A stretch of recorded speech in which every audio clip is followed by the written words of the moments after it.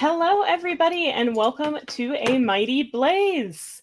The blaze was sparked when COVID-19 extinguished traditional in-person book events, like the classic book tour. Our New York Times bestselling authors, who are our co-founding authors, Jenna Blum and Caroline Levitt, joined forces to promote books coming out digitally so we could make sure all these great authors were still celebrated. So welcome to Lit Fic. I am Bo Ellis, Facebook director and a producer for A Mighty Blaze. This week we have award-winning author Dawn Raffel. She's the author of 5 previous books, most recently The Strange Case of Dr. County, which I hope I'm saying somewhat correctly.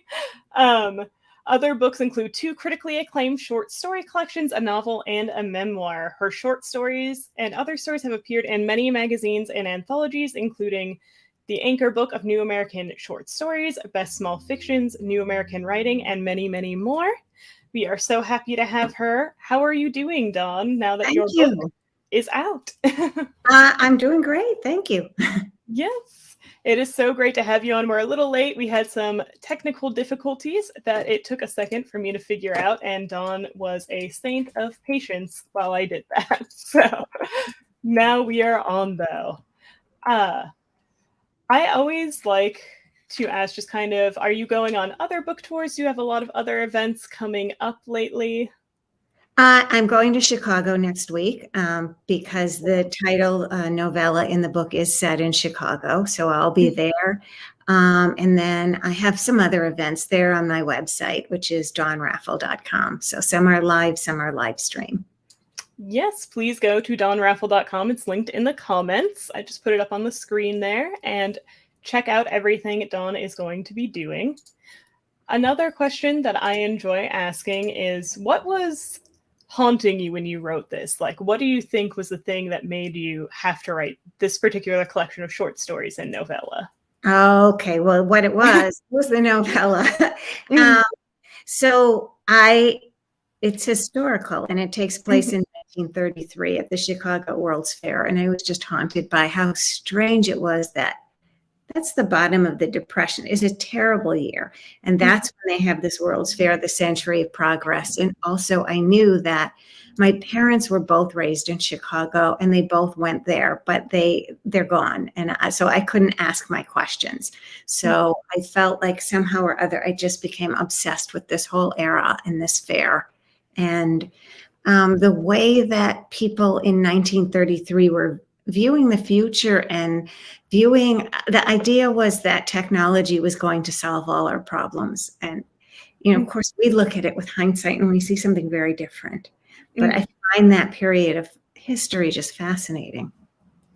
No, and the way you wrote about it was absolutely fascinating. I have my copy here. It doesn't have your beautiful cover, unfortunately. Here's my cover. You have a bound galley. This is the real cover, which has an airplane. Back and front, it's got airplanes. No, it's so gorgeous. I love the skyline. I loved all of it. Did you choose that cover? I just thought it was perfectly aligned. My publisher chose that cover. Great job. Yeah. No, it's very eye-catching, which I love. One thing that I also thought was really interesting, it's really one of the first things you hit, is that your about the author is very unique for this book. It's not traditional at all. So what made you choose that more poetic about the author description? I suppose it's just me. Are you talking about the very beginning in the book? Well, it's me. Why don't I read it? Yeah, absolutely. Covered her face. She tore the damp stuffing out of the past and filled her fist with synonyms, flung words like confetti, like fairy tale feathers, repeating herself again and again. She believed in this way she could bring back the dead, if just this once. So, yeah, that just kind of sums up where I am as a writer. So there is actually a real author bio at the end, but yeah, I did want to set it up that way. That's kind of what we do with storytelling is we try to, whether it's fiction or nonfiction, we relive and we go back and we think we can somehow cast some magic. Yeah. And honestly, I felt your book felt magical to read. All the different descriptions. I love both parts of it. I loved about equally, I would say. And the photographs that were in there, some of those were yours, correct? They were, yes. Mm-hmm. Yeah. What was the process? Did you take those for this book, or were they photos that you already had? No, they were photos that I already had a long, long time ago. And they were really old photos. When I first came to New York, I was really broke, but I spent what little I had on, this was way before cell phones. I bought a Nikon camera. Then I walked all over New York City and I shot in black and white because black and white film was much cheaper. And so I had these black and white images. And at a certain point, I decided to use them to make a visual story. Yeah, they were, it's very beautiful. And it's a perfect little interlude, I felt, when I was reading it. So I think it's amazing that you took those. Thank you. Yeah. What made you sort of tie together this collection? I know, obviously, they all kind of flow together when reading them, but what made you, I guess, maybe confident, or what made you want to tie together some of these disparate parts into one collection?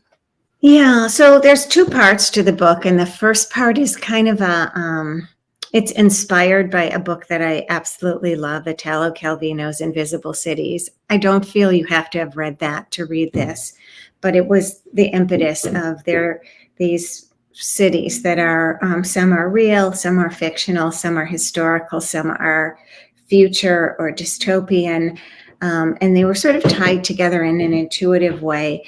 And then the flip side of it was the second part, which is a novella that takes place entirely in one city on a single day, and it's Chicago in 1932. Mm-hmm. And so to me, I felt like those two pieces were in conversation with one another. And the bright side of the pandemic, you were talking about it, is the beginning of a mighty blaze. But for me, I had been researching this historical part of it for a really long time. And I was actually still doing archival research in the library, the kind that isn't digitized, when everything shut down and the library was closed. And so there would be no more archival research. And so at that point, it was just like, okay, well, I have to sit down and write it now. No more going down the rabbit holes. It has to get done. Okay. No, I guess that is one thing it did, was sort of force you onto the horse, so to speak. Yeah. Was that the end of your research, or did you do a lot more online? Because it seems like your research was quite a long process. It was. There was so much research already that was really kind of about it. But I had been doing research about this fair and this period of time for years at that point. So it's really, as a writer of fiction, I probably had too much research as opposed to not enough.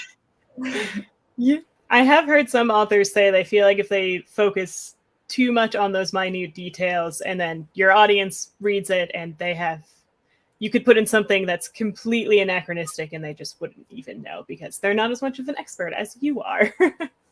You try, but you can't, because my previous book was historical nonfiction. And so in that instance, there's more than 600 archival endnotes. And yet I'm sure there's something that you can't get every single detail because, as somebody once said, the past is a country you can't visit.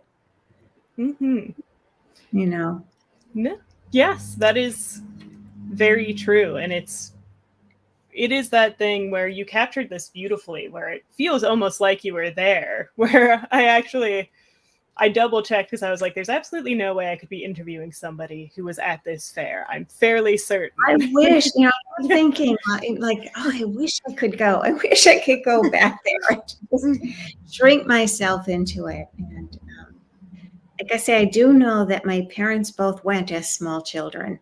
Mm-hmm. And probably, even if I had asked them, would not have remembered that much. Mm-hmm. It is that thing where we rarely realize when we're in the middle of history, and that unfortunately maybe don't take as many notes as we would have if we had known. So you include some real figures in the novella half, and you also include some fictional figures.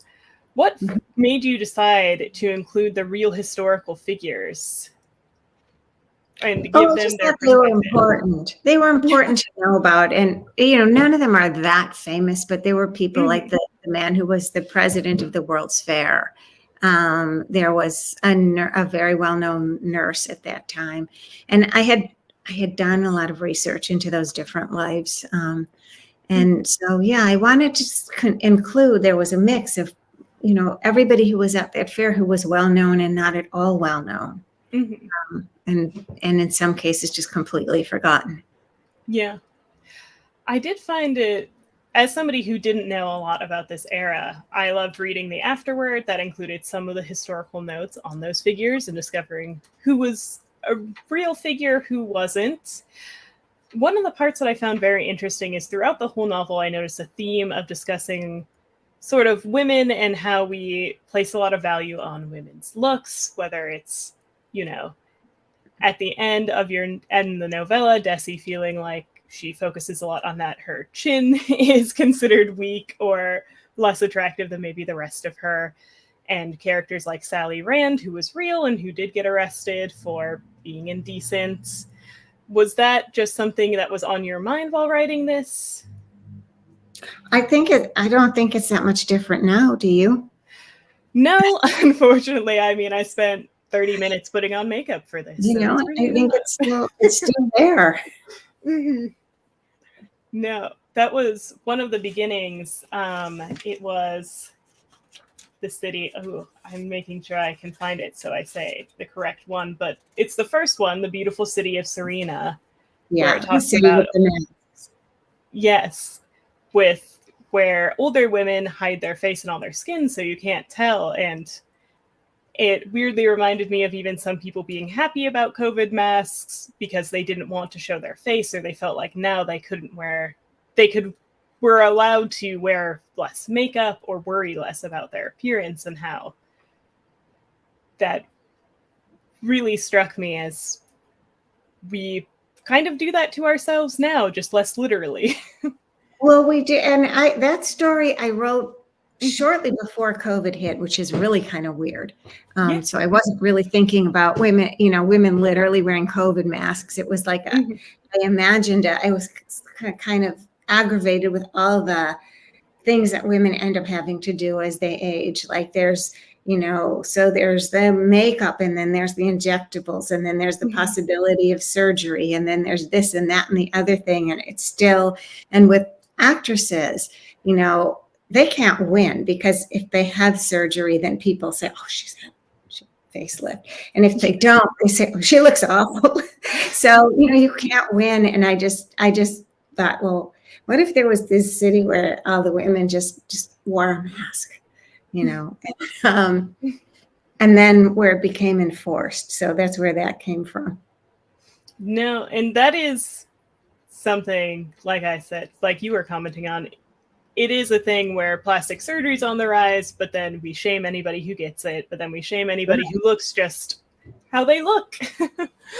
So it's a very thought-provoking novel. There's many themes. Another one I noticed was sort of, at least I felt I was picking up on this, America's sort of tacit support, or the majority of America's sort of tacit support about the rise of fascism, that even though this famous Italian pilot was known for supporting Mussolini, who people knew at that time was a fascist dictator, everybody was still excited and like thrilled to watch him come in. Well, it was, for me, what was interesting was it was so complicated, because as a feat of technology, it was absolutely spectacular. And we were not at war with Italy. So people knew he was a fascist, but I think, they certainly had no idea what the consequences of all of this were going to be. And Mussolini was not, at that point, he didn't have a partnership with Hitler either. But people kind of didn't want to deal with it in a certain way. So if, I went through and looked at I read a month of the Chicago Tribune for that whole month to see what was going on.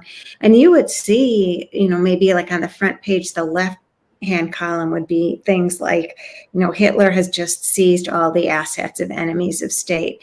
But then the big banner headline would be something really exciting, like aviation, which was a really big deal. And every, aviators were like rock stars. Every little boy wanted to be a pilot when he grew up. But it's not really that different now. I mean, people want to read about something that is exciting and fun and uplifting, and they don't really want to have to focus on the stuff that's really scary and feels out of control. So in some ways, I feel like, that impulse is still there. Like, who wouldn't rather read about Prince Harry than the war in Ukraine or something like that? We still do that. Yeah, I completely agree. It's that impulse where every news writer is told, like, oh, you have a fluff piece, and then you have the actual story, and then another fluff piece, and many people maybe just tune out for the actual story of serious things going on. And it's understandable, because I'm not going to sit here and pretend that I don't also do that at times. That's why I did love your book and how it was sort of grappling with this complex nature where several characters were aware that they shouldn't be supporting in some way this person, but that everybody would be there anyway, that sort of idea. Yeah, and it's, as I say, as a feat of technology, it was spectacular. And it's also, it's always really easy for us to look back on it in hindsight and see that it was obvious what was going on, but it wasn't necessarily obvious to them at that time. Which makes it so compelling to sort of read about their perspective and wonder what will happen to them in the future, which I won't spoil any of the ending parts, because everybody should absolutely pick this up and buy it and read it. It's a very beautiful, very thought-provoking book, so I highly recommend. Thank you. Yes. You mentioned that you didn't have to read your inspiration book to have read this one, which I agree with, because I haven't read it and I still found it very comprehensive. But what made you sort of decide on what cities to include? Where did you get these ideas from, or was it based off real places you've been? A lot of them are based on real places that I've been. Some of them are imaginative, but some of them are, in some cases, thinly disguised versions of real places that I have been. And they're, many of them are just places that kind of have a hold in my psyche. Do you have a favorite of any of those in the first part that you've written, or are they all equal? Well, Chicago is also in the first part, and it's just, I feel like, Chicago kind of has a hold on me, just because it was a city that I spent a fair amount of time in as a child. And I think sometimes if your childhood is in a city and you no longer live there, it becomes its own mythical city. It just it takes on its own life in your imagination. And so I think that's why I have such a strong connection to Chicago, which often shows up in my books. That is a really beautiful way of putting it, because it's sort of the mythical childhood, but then you can put it onto a place as well. And then, of course, whenever you go back there, it's never quite as you remembered. Have you had that experience of returning to Chicago and being like, oh, it's not like that. No, because the Chicago it's gone. I mean, the city has changed. It has and it hasn't. It still, of course, has a lot of its history, but it's, we make our own creation of it. So very often I think writers, if they grew up somewhere that they no longer live, they end up writing about the place where they don't live anymore. Yeah, and that's sort of goes back to your about the author at the beginning, where you were all sort of digging up the past. And I find that fascinating, that everything we read is filtered through the entire life of the person who wrote it. And I definitely felt that in this book, which I really loved. I love feeling a sense of the author strongly in the book. One other question that I was having is another technical innovation that is placed in this book is these incubators for the premature born babies that were a real highlight. I think it was 25 cents to see them, which was a lot back then, I think, a fair amount at least.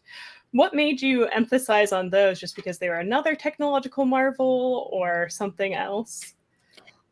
Yeah, so my entire previous book, The Strange Case of Dr. Cooney, is nonfiction about those sideshows. He was the guy who ran the incubators. And what happened is I started this first. I thought I was writing this as fiction, and I stumbled across the fact that there were these incubator sideshows, and I thought that was insane. And I also thought it was really interesting from a metaphorical point of view that, you know, this is all about, this World's Fair is called the Century of Progress. It's all about technology. And here we are, like, basically, it looks like, you know, the next generation is in these machines. Here they come.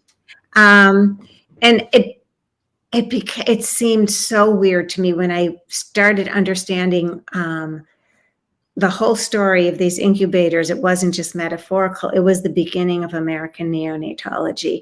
And so I actually set aside the fiction to write the nonfiction book. That was this whole history of how neonatology began in this country. And that was The Strange Case of Dr. Cooney, because this huge medical advance began literally as a sideshow.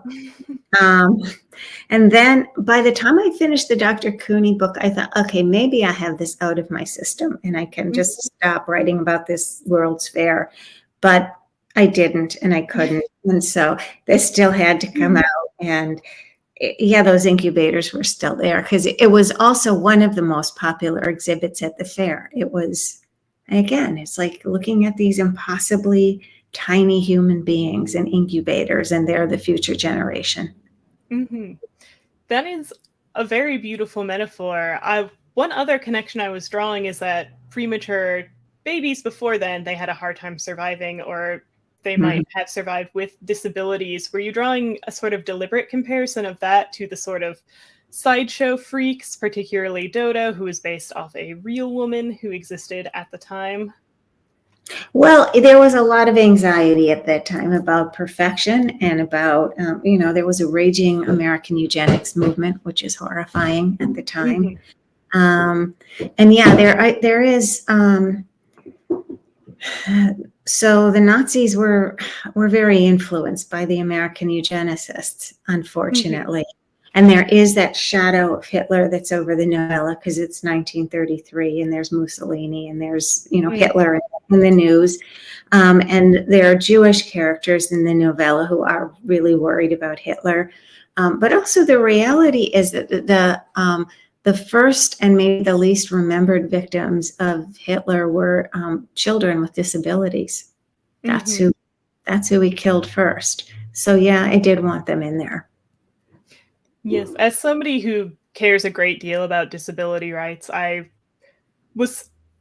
really love that. I appreciated that, because it is so forgotten, I think, unfortunately, that disabled people were also victims in this area, both in America and abroad, and were in this kind of Greatest Showman, where it sort of made P.T. Barnum look like a super nice guy, and that sideshows were a super lovely place to work, which I don't think was the reality. I appreciate your book bringing in maybe a little bit more of historical accuracy, even though they weren't the main focus. Yeah, I wanted to include them. I thought they were important. And as awful as the sideshows were, I mean, the treatment of them outside of the sideshows, it was probably even worse, because they were essentially incarcerated in institutions that were terrible. And I think that shouldn't be forgotten.